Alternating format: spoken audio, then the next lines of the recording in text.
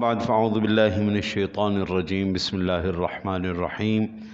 سامنے ذوی الاحترام والاحتشام، آج ہم نے سورۃ الروم سے تلاوت کلام پاک کا آغاز کیا ہے جی، جس کے 6 رکوع 60 آیات بینات ہیں۔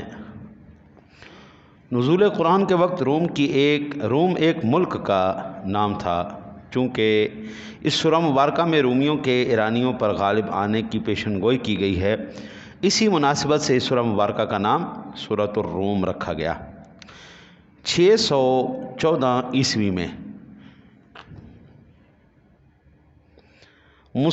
روم پر آتش پرست مشرک ایرانیوں کا قبضہ ہو گیا تھا، جس کی وجہ سے مشرکین عرب مسلمانوں سے کہتے تھے، جس طرح روم میں وحی اور رسالت کے ماننے والے نصرانیوں کو شکست ہوئی ہے، اسی طرح ہم عرب بھی تمہارے دین کو مٹا دیں گے۔ اس کے جواب میں رومیوں کے دوبارہ غالب آنے اور مسلمانوں کو فتح حاصل ہونے کی پیشن گوئی دینے کے لیے یہ سورہ مبارکہ نازل ہوئی۔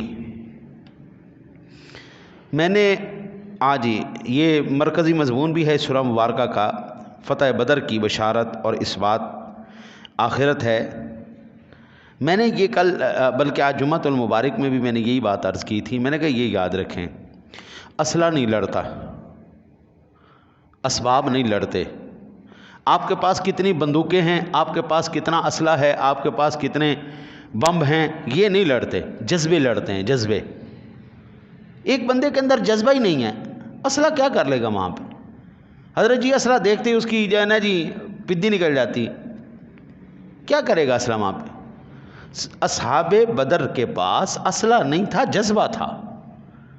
ان کے پاس اللہ اور اس کے رسول کی سپر پاور تھی، وہ طاقت تھی۔ انہوں نے اس طاقت کے سر پہ لڑ کے فتح بدر کر کے پوری دنیا کے آنے والے مسلمانوں کے لیے یہ سبق چھوڑ دیا، اسباب پہ کبھی نہیں نظر کرنا، مسبب الاسباب پہ نظر رکھنا۔ حضرت جی شکست کس نے دینی ہے؟ اللہ نے۔ فتح کس نے دینی؟ اللہ نے۔ اللہ نے کہا تو نکل تو صحیح نا، تو میدان میں نکل تو صحیح، اللہ کے بندے میں تجھے فتح دوں گا۔ مسلمان جب بھی اللہ پر توکل کر کے کسی بھی میدان میں اترے گا، بشرطے کہ ظلم کا میدان نہ ہو، ظلم زیادتی کے لیے نہ اترے، اسلام کی سربلندی کے لیے، انصاف کے لیے، فتح و نصرت کے لیے جب بھی اترے گا، اللہ تعالیٰ اس کو کامیابیاں نصیب فرمائے گا۔ آج بھی مسلمان متحد ہو کر عالم کفر کے خلاف یکجان ہو جائے، میں کہتا ہوں حضرت جی 2 دنوں کی مارے ساری سپر پاوریں شاوریں ہو گئی ہیں۔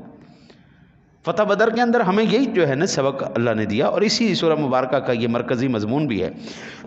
اس سورہ مبارکہ میں توحید، آخرت کے اثبات کے لیے عقلی، نقلی، آفاقی اور انفسی دلائل دے کر توحید اختیار کرنے، قرآن کو ماننے اور رسول پر ایمان لانے کی دعوت دی گئی ہے، بصورت دیگر دنیا اور آخرت میں رسوائی کی دھمکی دے دی گئی۔ ہائے ہائے ہائے، یہ صورت کہتی ہے اللہ رسول کو مانے گا، اس کی مانے گا، دنیا میں بھی عزتیں، آخرت میں بھی عزتیں، اور اگر ان سے منہ پھیر لے گا تو دنیا میں بھی رسوا ہو جائے گا، آخرت میں بھی رسوا ہو جائے گا۔ لو جی دیکھ لو، اس وقت مسلمان نے اللہ رسول کو چھوڑا ہوا ہے، قرآن کو چھوڑا ہوا ہے، پھر ایمان سے بتائیں حضرت جی ہمیں عزتیں مل رہی ہیں یا ہم ہر جگہ ذلیل ہو رہے ہیں؟ ملک پاکستان کا وزیر اعظم ہو اور جاہے باہر، اگلے کہن کا کجی سلوار بھی لا دیو تو قمیض بھی لا دیو، یہ اسلامی مملکت کا وزیر اعظم جا رہا ہو، ہاں جی، اس کو کہیں کپڑے لا دے بھائی۔ جہاں پر مسلمان ہو اس کو کہا جائے یہ دہشت گرد ہے، ہاں جی، مسلمان کو یہ داڑھی جو ہے نا جی، یہ دہشت گردوں کا ایک نشان بنا دیا جائے کہ جو بھی داڑھی رکھے گا وہ دہشت گرد ہے جی۔ حضرت جی ایمان سے بتائیں یہ عزت ہے یا ذلت ہے؟ یہ عزت ہے ہماری؟ آئے ہے مجھے نا ایک یہ ان کی مجھے علمی اختلاف ہزاروں ہیں ان کے ساتھ، لیکن یہ جو آئے نا جی طالبان، انہوں نے جب اپنی میٹنگ کی اپنے سارے حکومتی عہدیداران کی، یہ 3 پیس سوٹ پہنا کے نا جی، 3 پیس سوٹ پہنا کے جڑے یہ فخر کرتے ہیں، انہوں نے بوئے تے کھلا رہا ویسے تے چوڑا بن کے کھڑا ہوئے، چل گیٹ کیپر بن، چل شاباش، اور سارے خود زبردست ایڈے پگڑے بن کے سلوار قمیض پا کے واسکٹ پا کے جناب بیٹھے ہوئے، ہاتھ تیری خیر ہو جائے۔ میں کہا ہونا ہے نا مزہ۔ اب بڑے بڑے ایوانوں کے اندر جب یہ جاتے ہیں نا، افغانی جب بھی جاتے ہیں تو ایسے ایسے ایسے ایسے کانپ رہے ہوتے ہیں، بڑے بڑے ایوان، کیونکہ ان کو پتہ یہ وہ قوم ہے جس قوم نے 48 ممالک کی نیٹو فوجوں کی ایسی کی تیسی پھیر کے رکھ، دنیا کی بڑی بڑی سپر پاوریں آئی، روس آئی، امریکہ آئی، بڑی بڑی پاوریں آئی، سب فنا کر کے رکھ دیا صرف جذبہ ایمانی پر۔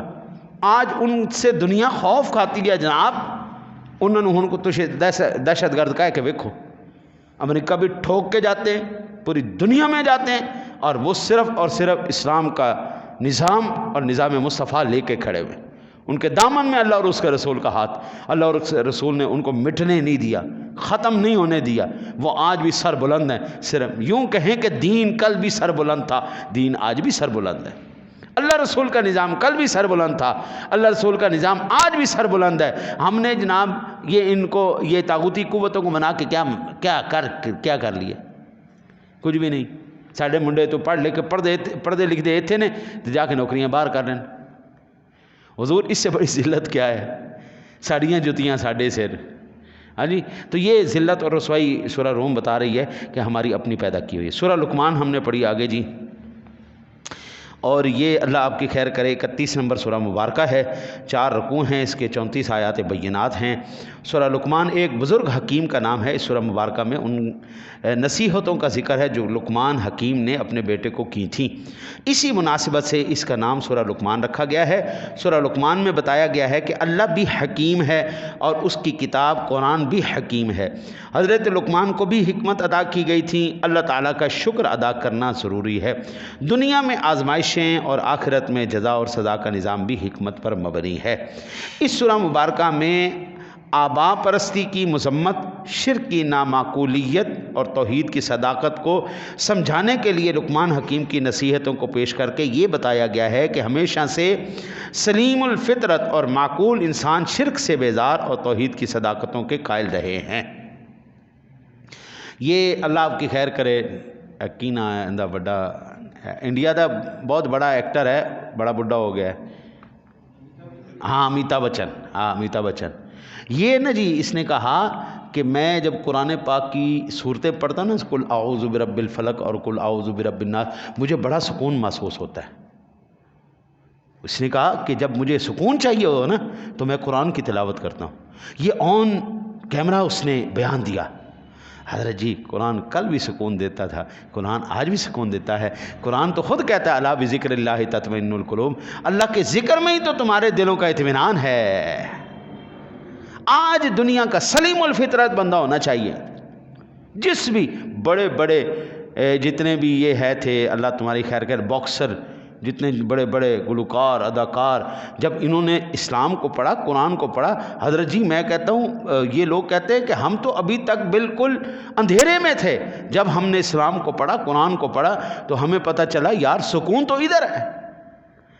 یہ ضرور ہے کہ ہم نے اسلام کو پریزنٹ صحیح نہیں کیا۔ اسلام برا نہیں ہے، مسلمان اس وقت برا ہو چکا ہے۔ اسلام وہ غلط نہیں ہے، نا نا نا، اسلامی تعلیمات غلط نہیں، اسلام بھی ٹھیک ہے، اسلامی تعلیمات بھی ٹھیک ہے، مسلمان کا عمل بگڑ چکا ہے۔ ہمارے عمل کو دیکھ کے آپ نے اسلام کو نہیں دیکھنا۔ وہ نا جی ایک امریکہ کا عالم تھا، یورپ کا کسی ملک کا، تو اس سے جب سوال کیا گیا نا جی اسلام تو پاکستان کے 90% مسلمان ہیں، تو وہاں سب سے زیادہ اسلام ہے۔ وہ خود حالانکہ عالم دین، وہ خود مسلمان تھا، عالم تھا، اس نے کہا کون سے مسلمان کی بات کر رہے ہو، کس اسلام کی بات کر رہے ہو پاکستان میں؟ کہتا 15 سال پہلے میں گیا ہوں شادی پہ، سب کی شادی جو شادی ہو رہی تھی سب مرد اور عورتوں کا اختلاط بیچ میں تھا، کوئی پردہ نہیں تھا، کوئی علیحدگی نہیں تھی، سب گانے بج رہے تھے اور سب ناچ رہے تھے، عورتیں ان کی ناچ رہی تھی مردوں کے آگے۔ کس اسلام کی بات کرتے ہو، کس مسلمان کی بات کرتے ہو؟ ہم اگرچہ مملکت اسلامیہ ہیں لیکن مجھے پاکستان کو ایک قانون بتا جو اسلام کے مطابق ہو۔ اسلام کے یہ جو ہم نے آگے سورہ آ رہی ہے اس کے اندر انشاءاللہ ذکر ہوگا، اللہ کے رسول کے دشمن، اللہ رسول کے دشمن کا ایک علاج ہے اس کو قتل کر دیا جائے۔ پاکستان میں جس نے بھی اللہ رسول کے دشمن کو قتل کیا، لوگوں نے اس کو تو پھانسی چڑھا دیا، لیکن اللہ رسول کے دشمن کو کچھ نہیں کہا گیا۔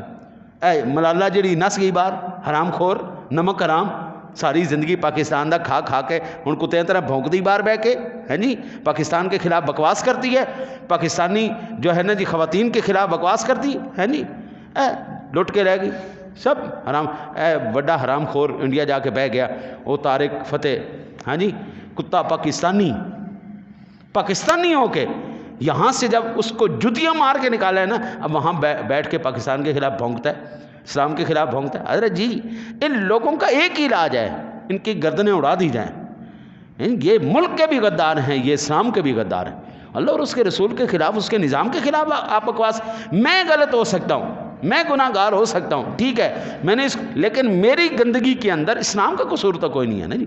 حضور جھوٹ بولا تو میں نے بولا، اسلام نے تو نہیں کہا مجھے تو جھوٹ بول، بے ایمانی کی، دھوکہ دیا، میں نے کسی کو مارا پیٹا، کوئی زیادتی کی تو میں نے کی ہے نا، اسلام نے تو نہیں یہ کہا نا جی۔ میرے فعل کو دیکھ کے اسلام کو نہیں آپ نے جج کرنا، اسلام اپنی وہ جو رانائیوں کے ساتھ کل بھی اسی طرح چمک رہا تھا، اسلام آج بھی چمک رہا ہے۔ ہماری اپنی غلطیاں، ہم نے خود اسلام کو اپنے گھروں میں نہیں داخل ہونے دیا، ہم نے خود اسلام کو ایک وہ نا جی مفتی صاحب دا منڈا آیا، انہوں نے بالکل کالا کولا لایا ایسی، بالکل کالا، میری عمر ہے، ان کی ساری چٹی داڑھی ہو گئی، میری حالی تھوڑی تھوڑے بال چٹے آئے نے، میں کہو یار تو کالا کولا کیوں لانا ہے، یہ کالا رنگ لانا تو جائز نہیں۔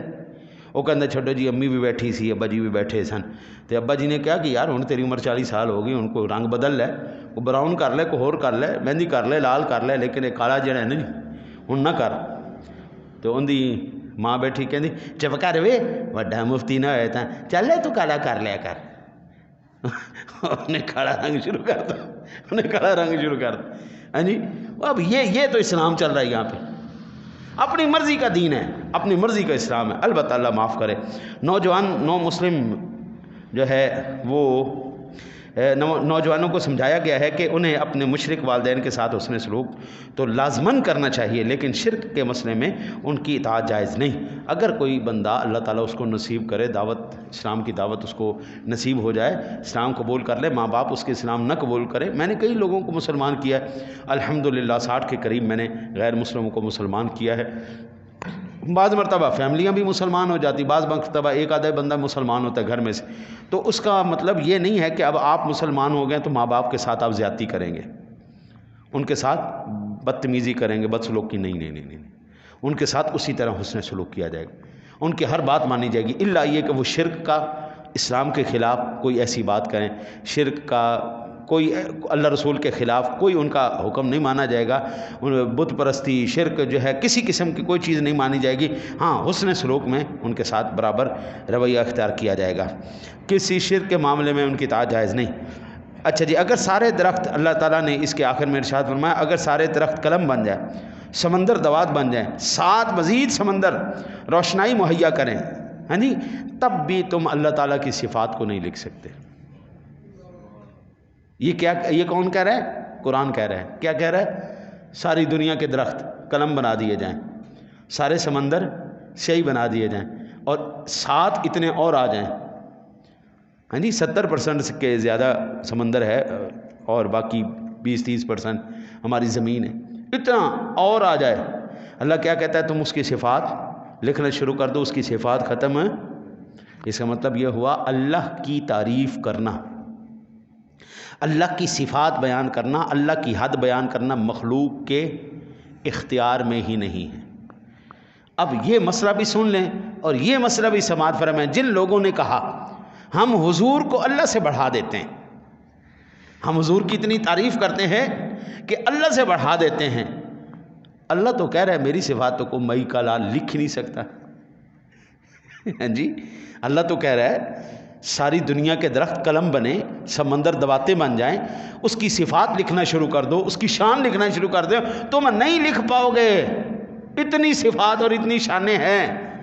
تو پھر حضرت جی اللہ کہہ رہے کسی مخلوق کی قوت اور اختیار میں نہیں ہے کہ وہ اس کی کما حقہ حمد کر سکے، ثنا کر سکے۔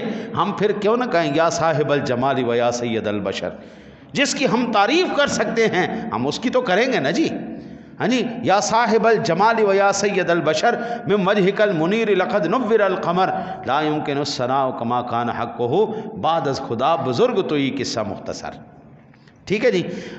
آگے سورہ سجدہ ہے جی، مکی صورت ہے، اور اس کی ایک آیت میں اللہ تعالیٰ کو سجدہ کرنے مومنین کی تعریف اور تحسین ہے، اس لیے اس کا نام سجدہ رکھا گیا۔ ترتیب مصحفی کے اعتبار سے 20ویں اور ترتیب نزول کے اعتبار سے یہ 75ویں صورت ہے۔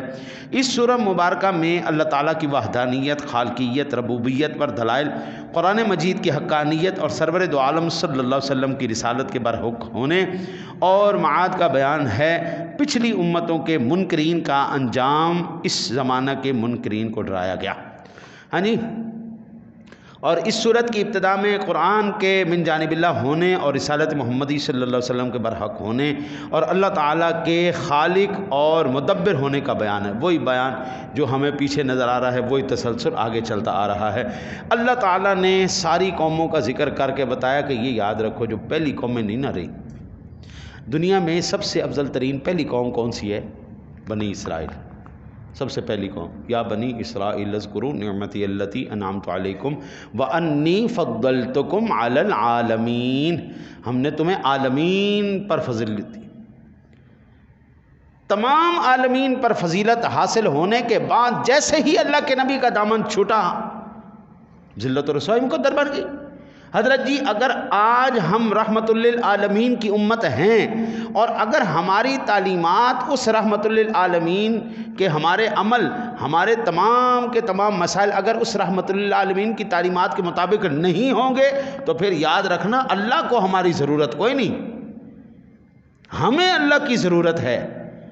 جناب رسالت مآب صلی اللہ علیہ وسلم کو ضرورت کوئی نہیں ہماری، ہمیں ان کے دامن رحمت کی ضرورت۔ ہم ان کے دامن رحمت کے ساتھ لگ کے آگے جنت میں جائیں گے، ہم اللہ کی رحمت کی امید رکھتے ہوئے ہم جنت میں جائیں گے، ہمیں بخشش کے پروانے ملیں گے، وہ بھی اسی صورت میں جب ہم اللہ اور اس کے رسول کی تعلیمات پر عمل کریں گے۔ آخر میں اس کا جو بیان کیا گیا ہے سورہ مبارکہ میں فرمایا جن لوگوں نے صبر تحمل کو اپنا وتیرہ بنا لیا تو ہم نے انہی لوگوں کے منصب امامت پر فائز کیا۔ یاد رکھو یہ منصب امامت جو ہے نا جی، چاہے وہ آج کا چھوٹی سی مسجد کا کوئی امام ہو، یا پھر امام الانبیاء علیہ الصلوۃ والسلام ہو، یا پھر ابراہیم علیہ السلام ہو، بھائی جان یہ آسان کوئی نہیں جائے۔ حضرت امام علی مقام، امام حسین، یہ وہ ہستیاں تھے جن کے کردار پاکیزہ، جن کی طبیعتیں پاکیزہ، جن کی تربیتیں پاکیزہ، جو شخصیت کے اندر کمال شخصیت رکھنے والے، جو علم کے اندر کمال علم رکھنے والے، جو حیا کے پیکر، جو جناب بردباری کے پہاڑ، جو شجاعت کے پہاڑ۔ جب امام علی مقام نماز کروا رہے ہیں، پہلی تکبیر میں اللہ اکبر کیا، جناب کتنے بندے پیچھے کھڑوتے ہیں؟ 40,000 بندہ، تو سلام پھیریا ایک بھی کوئی نہیں۔ ہاں جی، یہ حضرت امام مسلم کے ساتھ کیا گیا جب وہ حضرت امام علی مقام کے نائب بن کے آئے۔ حضرت جی جس بھی امام کو اس منصب پر کھڑا کیا گیا، آئے ہائے ہائے، دونوں صورتیں ہیں، وہ امام بن کے ڈاکو بھی بن سکتا ہے، چور بھی بن سکتا ہے، لٹیرا بھی بن سکتا ہے، امام بن کے رب سونے دی رضا بھی حاصل کر سکتا ہے۔ اس منصب پر کھڑے ہو کر حضرت صاحب بڑی بڑی مخالفتوں کا سامنا کرنا پڑے گا۔ امام حسین کا کیا قصور تھا؟ شہید کیا گیا کہ نہیں؟ حضرت علی المرتضیٰ شیر خدا کا کیا قصور تھا؟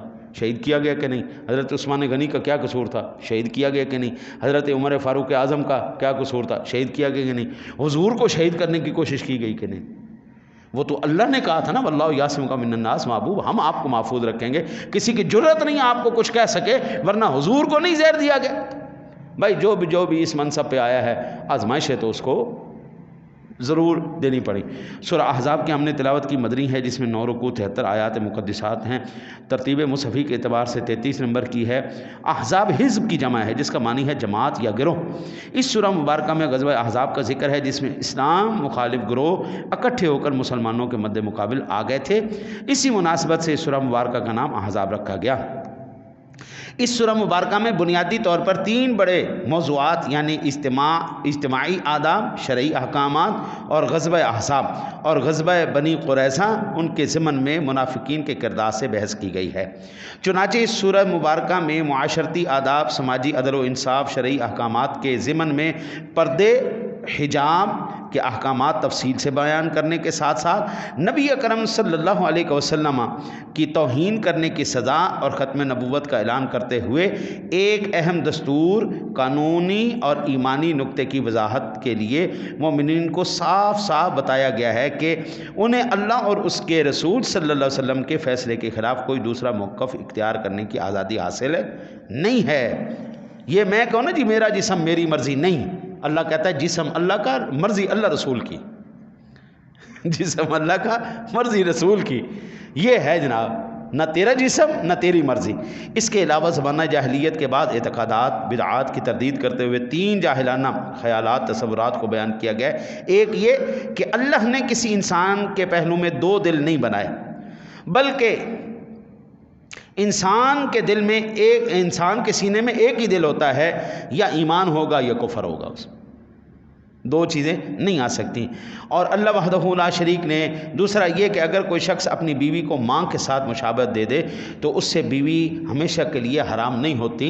ہاں جی، تو کہہ دے نا جی، کوئی بندہ کہہ دے اپنی بیوی کو تو میرے لیے اس طرح حرام ہے جس طرح میری ماں مجھ پر حرام ہے، میری بہن حرام ہے، تو اس کے لیے حرام نہیں ہو جاتی، کفارہ ہے، کفارہ ادا کر کے وہ دوبارہ آپس میں مل سکتے ہیں۔ اچھا، اور ایک یہ بات بتائی گئی کہ منہ بولا بیٹا ہونے کی کوئی حیثیت نہیں، اس سے کوئی حقیقی بیٹا نہیں بن جاتا۔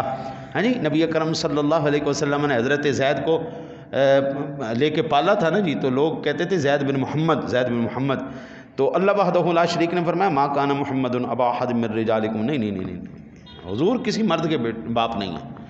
بھائی منہ لے پالک کو تم اپنا بیٹا نہیں کہہ سکتے، اس کی ولدیت میں اپنا بیٹا نہیں لگ سکتے، اس کے اوپر اپنے بیٹے جیسے احکام جاری نہیں ہو سکتے۔ پھر یہ بتایا گیا پھر نبی اکرم صلی اللہ علیہ وسلم کو تو ساری امت کے باپ اور آپ کی بیویاں ساری امت کی مائیں ہیں۔ یہ سورہ مبارکہ میں بیان ہوگا انشاءاللہ۔ اللہ تعالیٰ سے دعا کرتے ہیں اللہ تعالیٰ آپ کو مجھے قرآن سمجھ کر اس پر عمل کی توفیق نصیب فرمائے۔ اللہم صلی علی